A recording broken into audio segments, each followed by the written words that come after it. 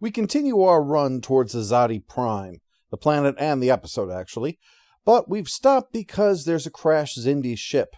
And since there's no one of the tractors on this planet to claim salvage on it, looks like Enterprise gets to pick through the wreckage. Which they do after the titles. The corpses confirm that it's an insectoid ship. There's an intact shuttle on board too. That'll be nice. Now we don't have to fight over who gets to use the shuttle on weekends. Actually, this turns out to be even better.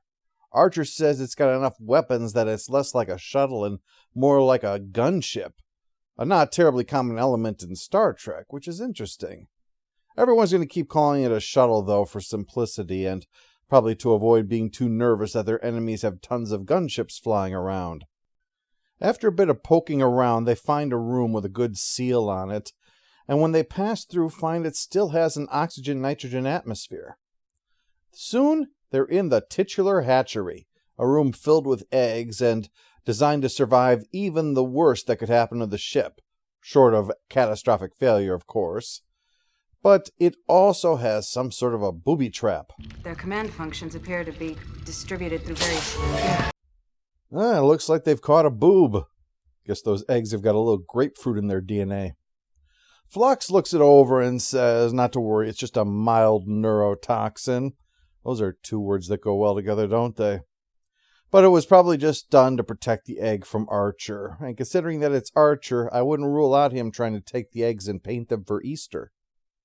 Reed and Hayes are bringing back the two corpses instead, plus the shuttle, which means that they've got some quiet time for the unresolved issue from Harbinger.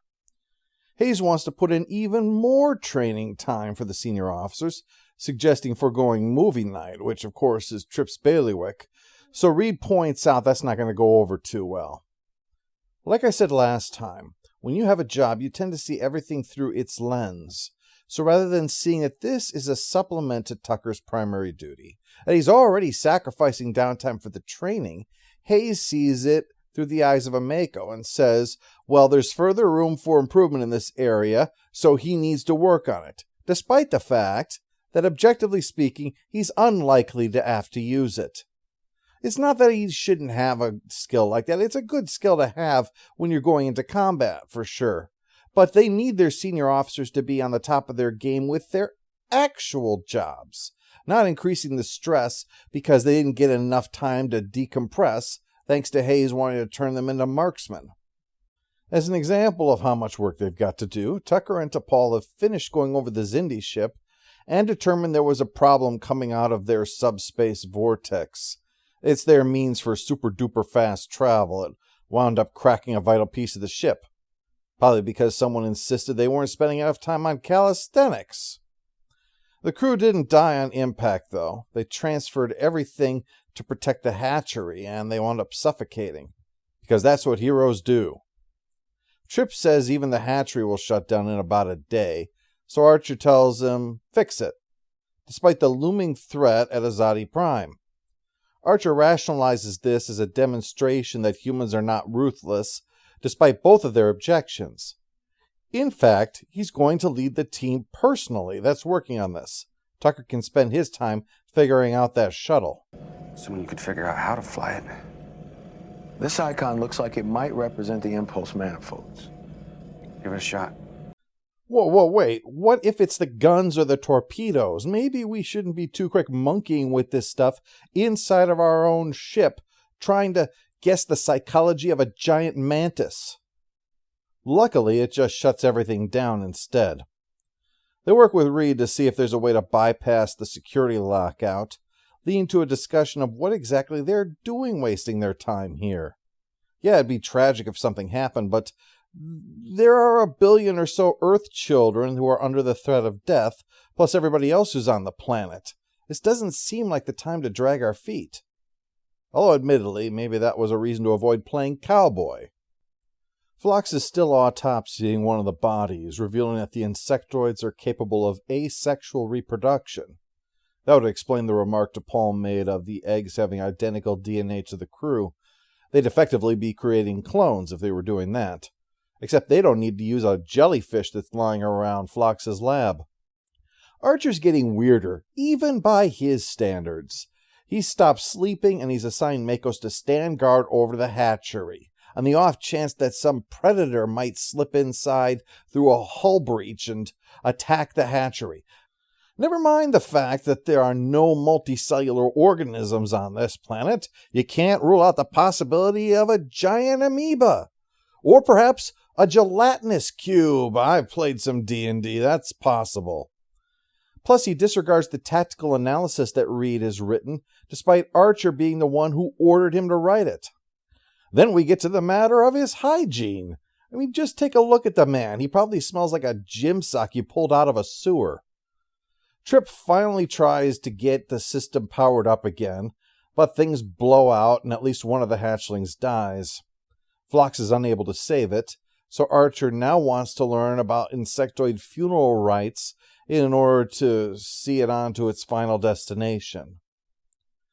Things move from that to openly nuts when Trip says the only way to get the ship's reactor going again is to tap Enterprise's antimatter reserves. Reserves they likely will need in order to save the world. But Archer is more concerned about the hatchlings. Yeah, these are sapient creatures, and we should try to protect them if we can. The emphasis being if we can. But the stakes they're playing for is the whole of the Earth and practically the entirety of the human race. There's just a limit to the risk that you can take when the stakes become high enough. Even if the odds of failure become low, you can't really risk it if you're going to lose so much if the unlikely does happen. For example, there is no amount of money that would ever convince me to do even one round of Russian roulette.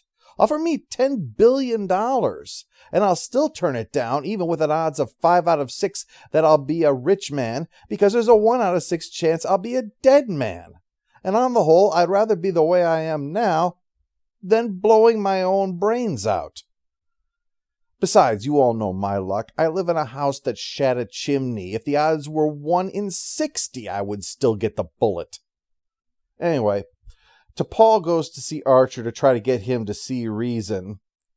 Not that that's ever worked before, but he's really lost it. He hasn't even allowed himself to sleep. He's been so obsessed. I don't know much about Vulcan ethics, but humans don't throw morality out the window when things start getting a little rough. Morality out the window? Where was this when you were beating a prisoner, telling Sid that Archer would kill him to succeed, and withholding pain medication in order to make someone talk? I think morality learned the meaning of the word defenestration a long time ago. T'Pol says she cannot in good conscience obey the order to compromise Enterprise.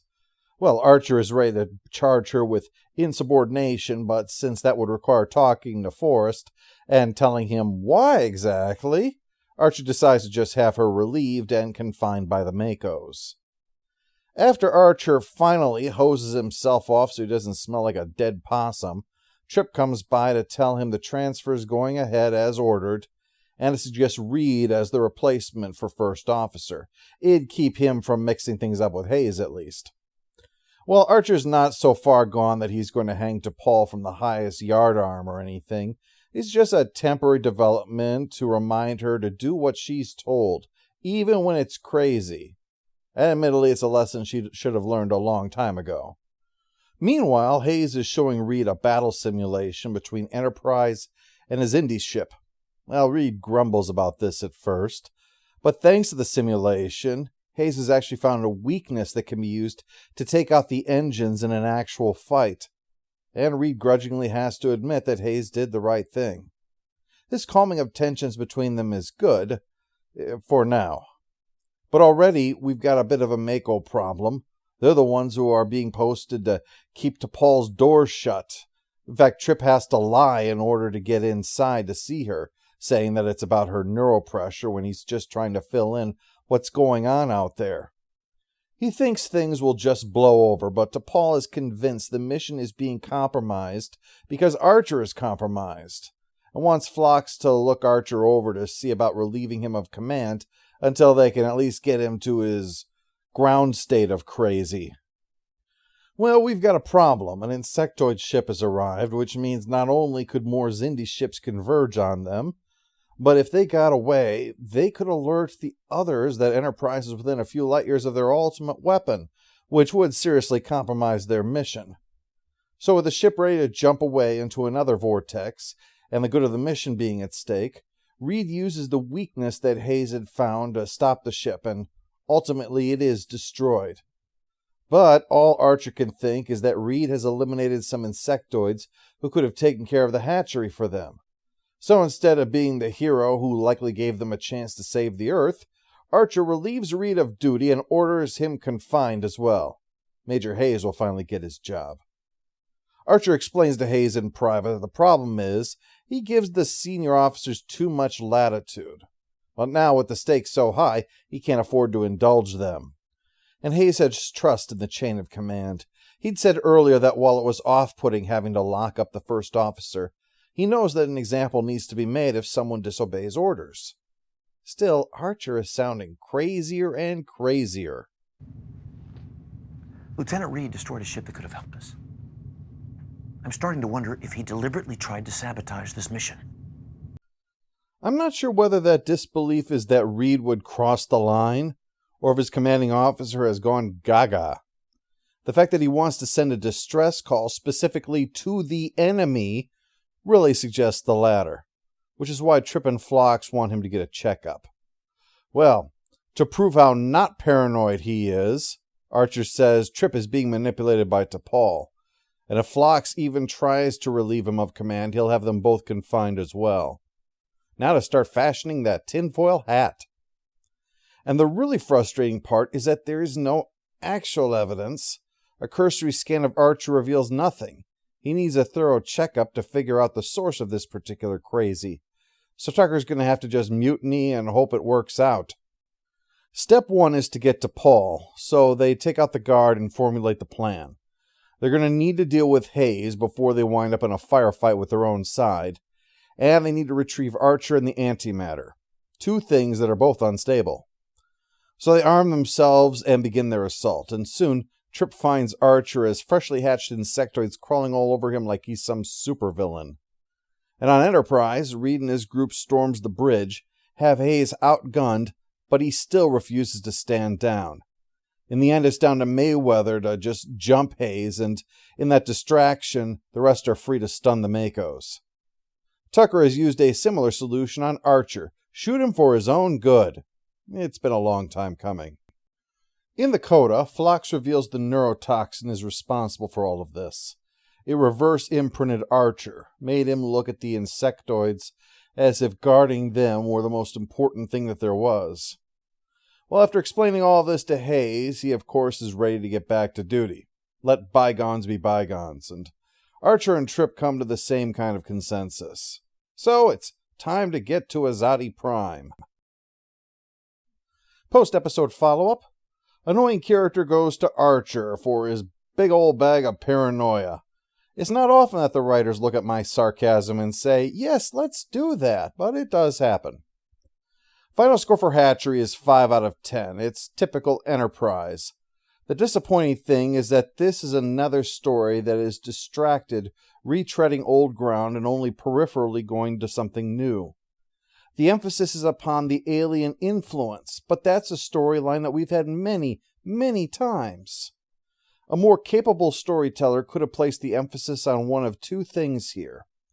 One would be the factionalism, about the two sides drifting towards mistrust when they're all on the same mission, to compare and contrast them and play with this dynamic, instead of treating the Makos as Archer's personal army that he can swing around easily even when he goes nuts. The other would have been that this wasn't alien influence at all, but instead a manifestation of Archer's own guilt over all of the lines that he has crossed on this mission, that allowing helpless young sapient creatures to die is finally his breaking point, the moment when he can no longer be the ruthless person that he thinks he has to be. It would retroactively make all of Archer's more dubious behavior then be part of a character arc, instead of what we did have. Speaking of arc, starting tomorrow we're going to be revisiting old material with the restoration first of Azati Prime, then Damage, and then The Forgotten. you'll be able to tell. The Baghdad Bob crack probably is going to tell you how ancient these restored videos are.